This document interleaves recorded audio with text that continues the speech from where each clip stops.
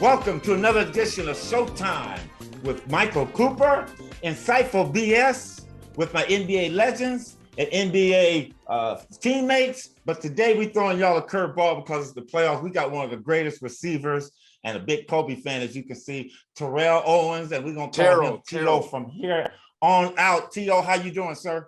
I'm good, man. Terrell.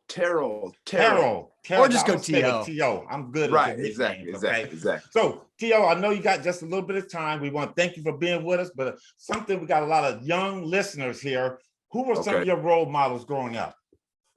Some of my role models? Yeah.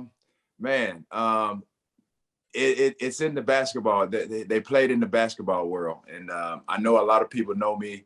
And if you don't know me, I'm sure once we get through this Showtime with Coop, I'm pretty sure you guys will probably go Google me. But man, when I grew up, I wanted to play basketball. I had a love and a passion for basketball, just like pretty much all the kids across the country.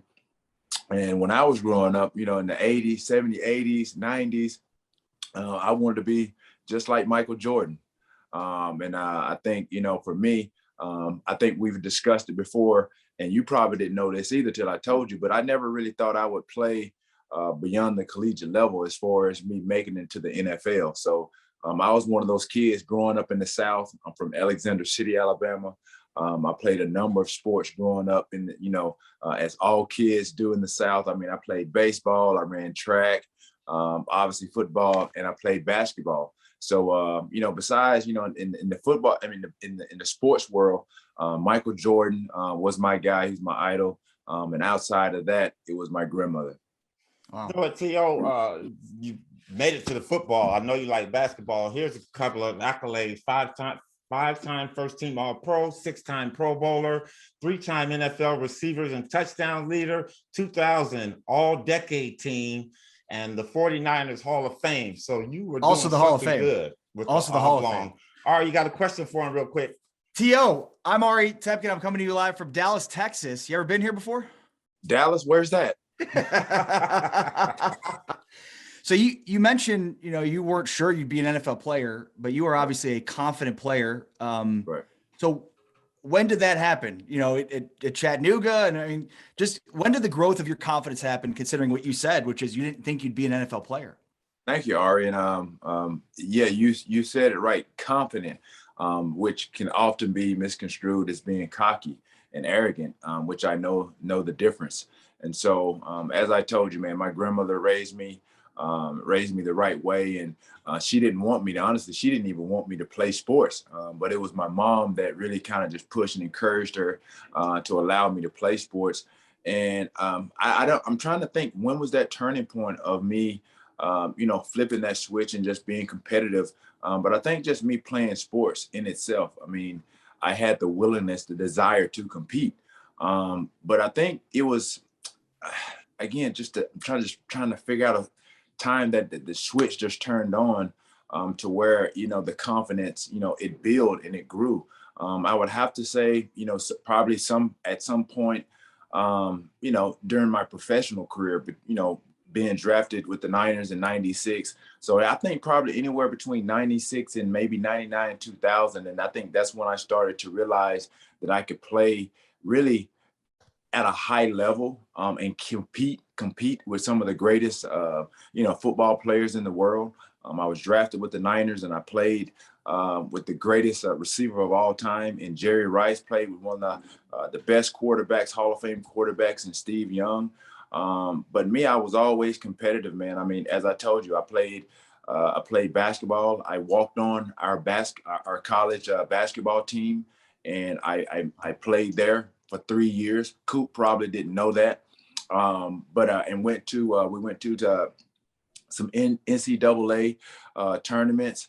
And so for me, man, it was just wanting to compete, and I had a strong dissatisfaction of being mediocre. I wasn't highly recruited coming out of high school at all, but I saw, and I think I was a realist. I realized that I wasn't as good as my peers and the guys that were recruited there at UT Chattanooga with me. And I wanted to be better. I wanted to be faster. I wanted to be bigger.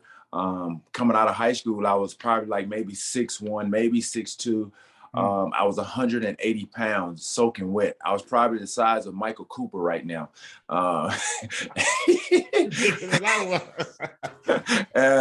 yeah, man, I just developed that, probably that confidence because I wanted to be better. You know what I mean? I think if you look at the evaluation of some of the scouts of me coming out of college, like I said, I had the physical attributes. When you talk about, my length, the height and things of that nature, they kept saying that I was prototypical type of receiver coming out of college. When you had guys that were playing in the league at that time, you think about the Sterling Sharps, the Antonio Freemans, the Jerry Rices, the Herman Moores, the Jake Reeds, the Chris Carters. These were guys who were probably like 6 feet and above, you know what I mean? That they said that my body similar, I was modeled after them in a sense. T.O., you were one of the most feared receivers. Give me two DBs that were really tough that you felt were tough to get by. Early on in my career, and a lot of people, you got to be a fan, football player, or not a player, but you got to be a football, probably aficionado to really know who this guy is. And he's Aeneas Williams, that played with the St. Louis Rams at the time. He was a big defensive back, stout, about my size. And it was very, very difficult for me to get off the line of scrimmage. And so he played in our division. We played him twice a year. And so it was really tough to really just, he challenged me. That was one of the guys. And man, let me see who else. And I'd probably say maybe a Charles Woodson or a Champ Bailey. These were top guys coming out of their schools. And, throughout the course of my career, there was always these key matchups. Every time, once I started to become TO, there was these key matchups, and I started to make a name for myself and started to make a splash. Started to somewhat kind of be the heir apparent to Jerry Rice, in which they drafted J.J. Stokes a year or two before I did. He was the heir apparent to him. But I had a steady growth and development of my skill set that put my name in the box of some of these household name receivers that were really doing some great things around that time. You know what, T.O., we could talk football all day, but you got a Kobe hat on. I know you like the Lakers, so we're going to switch it a little bit to the NBA. You grew up watching Showtime. Yeah. What's your thoughts on the NBA today? There are a number of players that have changed the game, that have made, just a tremendous impact on the game. Obviously, LeBron James, even on and off the field, they've obviously made a sports impact, but you think about what they're doing off the field as well. They're making social impacts as well. Steph Curry and what he's done as far as extend the 3-point line well beyond where it is, that has kids going into the gym now just omitting all the fundamentals of shooting and ball handling, which is very, very important. And again, I think if you think about what Steph Curry does, ball handling is obviously a great attribute to what he does as far as his shooting, because you have to create space, to shoot some of those things. Obviously there's repetition, but yeah, Steph Curry's, I don't have like a favorite team or say, so I just like to watch basketball players as a whole. But like I said, Chris Paul, you think about Russell Westbrook, Kevin Durant, Kyrie Irving, and you got these young budding stars as well. You got Joel, you got Jason Tatum, you got Donovan Mitchell. All these guys, man, I just love to watch the game of basketball and watch the involvement of their game as well. John Wall, it's so fun to see. And refreshing to see, especially guys, how they develop their jump shot, their game coming out of college and how it improves, from year 1 to year 3 and then 5 and 7. And then, you have these guys that have so many expectations coming out of college, and then they kind of, the first 2 years, and then they kind of fizzle off. And I think, I hope he doesn't fizzle off, but I think, most notably, when you think of a guy that has so much tremendous upside, that had a great college career, that's Zion Williams. So I'm hoping he can get back to playing the way he is, get his health right, and then get back on that court, and so we can see some of the things that he's done so far. You listening to Showtime with Coop. We got T.O. in the house just for a couple more minutes. T.O., listen, the first controversial topic we get ready to give you, okay? Oh, but you know me. I'm pretty sure they can say, oh, well, he's no stranger to controversy. Well, here it goes. Let's go. Give us, and I don't care. You just named a lot of NBA players. Yeah. Give us your 5 top GOATs of all time in the NBA. We talked about this the other day. I was going to ask him who's the greatest of all time. I was going to ask him who's the greatest. Who's the greatest to you of all time? I'm gonna go with for me in my era, I got to go with MJ. You know, and I understand that. You know, I didn't get to see some of the greats that and respectfully, you know, you got to think about guys that a guy that has a ring probably for all hands and feet, and that's Bill Russell. You think about Kareem Abdul-Jabbar, who had a stellar collegiate career being coached by John Wooten. I mean, my greatest of all time, like I told you, I was a fan of Michael Jordan. I think that's where I fell in love with the game of basketball, just watching the grace in which he played, the tenacity. When you think about how he brought it every night, there was no fraternizing, you know, before the games and all this stuff. Where we are now with some of these players, it's just the game is just not the same. Even from how the game has changed from, you know, being not as physical as it was when you guys played. I mean, I watched, you know, the Detroit Pistons, the Indiana Pacers with Reggie, and how physical you guys played. Even the New York Knicks with Xavier McDaniel and all these guys. But my top 5, I mean, I got to go with, you know, I don't know, this is not in any order, but my top 5, I would have to say GOATs. I mean, you got MJ, you got to put Kobe in there because there's no Kobe without MJ. I got to say, oh man, Magic Johnson, Shaq, oh man, LeBron. That's your 5. Yeah, and I wanted to put Steph Curry. Now you know how I felt. Well, you gotta put Steph Curry in there, man. So I did in my head. I knew what I wanted to say, but hold on. Let me do this again. Let me do Kobe. Michael. Kobe. Steph Curry. Okay. LeBron.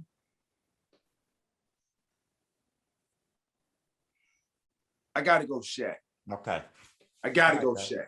Got to put Shaq in there. I mean, he was, for a big man, I mean, this guy, you know, before he slowed down, just very dominant, you know what I mean? Run up down the court, and then just who he was off the court as well, even on the court. He just brought a personality, that charisma to the game, to where, you know, now, I mean, everybody knows who Shaq is. He's everywhere. Last question, T.O., for you. You wearing number 24. Yesterday was 2-year anniversary of his death, man. What did Kobe mean to you? Oh man, I mean, Kobe meant a lot to me. I got to meet Kobe in 99. Merton Hanks invited me to a Lakers game, and I think you guys may have been playing the Seattle Supersonics at that time. I think so. That lets you know. And it was at the Forum, and I got to meet Kobe after the game, and this was Fro Kobe. This was Fro Kobe, and then ever since then, man, I followed him from afar. We got a chance to meet several times after that. My last time, you know, seeing Kobe was at my daughter's high school volleyball game, which is where you coach now at Culver City High School. Yeah. Wow. His oldest daughter, Natalia, played at Sage Hill, and they had, you know, his daughter was competing against my daughter, our daughter's volleyball team. And, you know, that was my daughter's freshman year. Natalia was a junior, and I had no idea that he was coming to the game. And so we ended up being up in the stands and just talking and chopping it up. And, you know, we were talking about some things. And at this time he was retired. He was actually doing this little the excerpt that they do on ESPN called Details, where he was breaking down, guys' basketball games and things of that nature. And we had talked about possibly doing a football's details. Maybe, he and I working together, doing some stuff, with receivers or what have you. But when you think about what he brought to the game, as I told you, I don't think, and I think he knows too, there's no Kobe without Michael Jordan, and what they brought every night, the tenacity. You talk about, or he coined the Mamba mentality. There was a dog to him. He had that relentless pursuit of greatness. He had someone to model his game after. And I think, in a sense, once I started to realize, my skill set as a receiver, that's what I wanted to do. And I think that's what enabled me to become the Hall of Famer that I am today, is because I had, like I told you, I had a strong dissatisfaction of being mediocre, and I realized that I wasn't as good as everybody around me. But Kobe, what he did on the court, and then I think people saw really, who he was as a person once he retired off the court as well. He became a businessman, more so. Obviously, winning an Oscar. Doing things as a husband. And as a businessman, yep. Yeah, he was just a tremendous being, and I think everybody has seen the growth of who Kobe is and was. From the time he stepped on that court in '96 as a rookie to when he left the game, his final game dropping 60, which was remarkable, and I think exciting for the world to see. And I think we all miss Kobe. And so he made such an impact, and it's sad. It's not a day that I haven't thought about Kobe, or at some point, just scrolling through just Instagram or just any social media. But I have a picture of Kobe, the volleyball game that I mentioned, where we watched our daughters play. One of the daughters, the kids on my daughter's team, her dad was a photographer, and I had no idea. He shot a picture. He took some pictures of me and Kobe in the stands, and I have that in my office in Florida. But yeah, man, he meant a lot, just for me, to push me and just have that relentless pursuit of being great. And I think he has so many examples of it. And I think he spoke very eloquently about, how he became Kobe, using really the detailed blueprint, for Michael Jordan's game. And it's so funny that, you can break down film and see the evolve and the evolution and how eerily similar they were. So I think, I'm no different than anybody else that has come across Kobe. And if you ever had a chance to speak to him or talk to him outside of the basketball world, you can tell that he was a tremendous talent on and off the court. There you have it. T.O., thank you so much. You want to tell the fans, you got a great podcast, man. You want to talk about it real quick? And you're in the winery business. You want to tell our listeners where they can find you? Well, man, I thought you'd never ask, Mike. I thought you'd never ask. But yeah, everybody can find me on all my social media channels. It's at Terrell Owens. It's Instagram, Facebook, Twitter, Snapchat. I got all of that stuff. TikTok.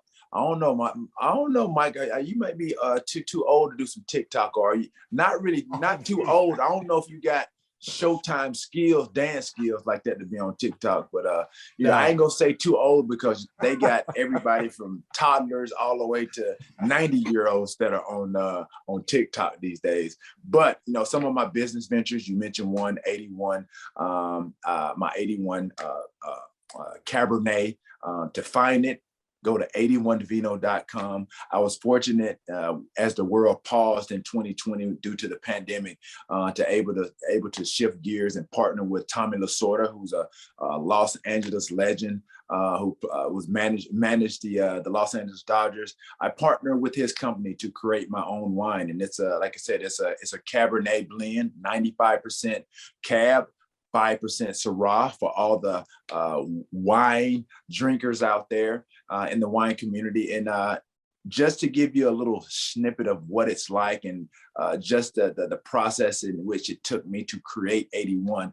The tasting notes of my wine 81, it's made with a ripe black cherry, cinnamon stick aromas.